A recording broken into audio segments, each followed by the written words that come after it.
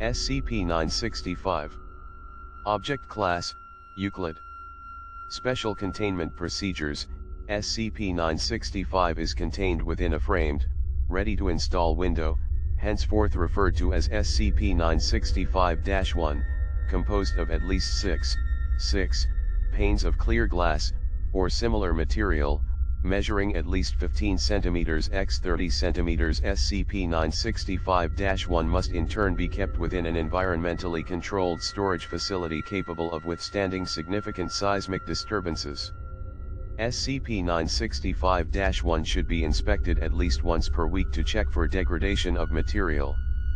At all times, at least two similar framed windows must be present and within separate chambers in additional padding and insulation, with no other window pane measuring greater than 14 cm wide or 29 cm tall between them and the current SCP-965-1. The lighting within the chamber containing SCP-965 must be at a minimum of 130 candelas at any time personnel are within said chamber, except during research. While SCP-965 is currently contained within SCP-965-1, our inability to control its movement upon destruction of SCP-965-1 through means beyond proximity have prompted its elevation to Euclid status. Research into a more permanent means to contain SCP-965 is ongoing and individual experiments may be carried out by Clearance Level 1 personnel after approval by Level 3 Administration. Ttt Description. SCP-965 is a visual manifestation that occurs within framed windows. This manifestation takes the shape of the shadowed face of an apparently pale-skinned male that is looking through the window. The exact details shown vary, as does the direction of orientation as well as the age of the person. However, sufficient detail shows it to consistently be the same being at differing points of its life, between the approximate ages of 10 and 55. Research into an individual matching SCP-965 has thus far proven inconclusive. SCP-965 will only appear when the relative lighting on the outside of the window falls below 5 candelas, regardless of lighting on the inside. Such terms are possible because the face will only appear in a fully assembled window frame, though it does not need to be currently installed.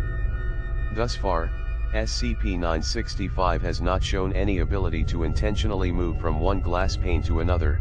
Even within the same installation, it is only able to attain a new manifestation point upon the destruction of the current SCP-965-1, at which point its new habitat will be reclassified as SCP-965-1.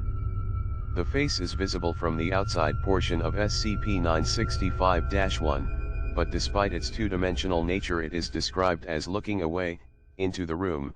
Initial effects caused by SCP-965 are reports of unease, nervousness, and low-grade paranoia. These sensations will overcome anyone within visual range of the manifestation, even if obscured, such as by curtains. Based upon reports pertaining to residents of the house where SCP-965 was discovered encountering problems sleeping, experiments were conducted using D-Class personnel who were made to sleep in a chamber where SCP-965-1 was installed. An individual that is sleeping in any area visible to SCP-965 when it manifests will invariably have dreams of a disturbing nature, usually involving being chased, attacked, tormented, etc., though without physical contact within the dream, with repeated incidents involving the same subject, as few as 3, but never more than 10 dream cycles before onset. SCP-965 will begin manifesting with a more explicit smile than normal. After this point, the subject will begin complaining of heartburn or abdominal pain, and often begin to vomit blood or have blood in bodily wastes. This is caused by the victim suffering ulcers and low-grade hemorrhaging throughout varied locations in their gastrointestinal tract. The current hypothesis as to the cause of these afflictions is SCP-965's influence artificially accelerating the body's reactions to elevated stress and fear levels. Subjects who advance to this stage have also reported continuing experiences of the facial manifestations in windows during dreams, as well as in peripheral vision while awake, even after being removed from the vicinity of SCP-965. Most suffer from low-grade but lasting feelings of paranoia, as well as sensations that they are being watched or followed. Whether this is in fact some remnant influence left behind or standard symptoms of distress followed by the traumatic intrusion of SCP-965 into their psyche is under investigation.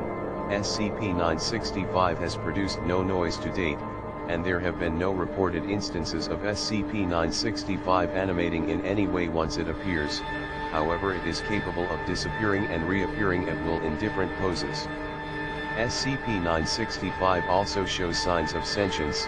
It has been observed to show disappointment if it manifests to an empty room, irritation, or anger when manifesting before someone that had broken a prior SCP-965-1, and one instance of visible fear when in the presence of agent who had earlier participated in its retrieval.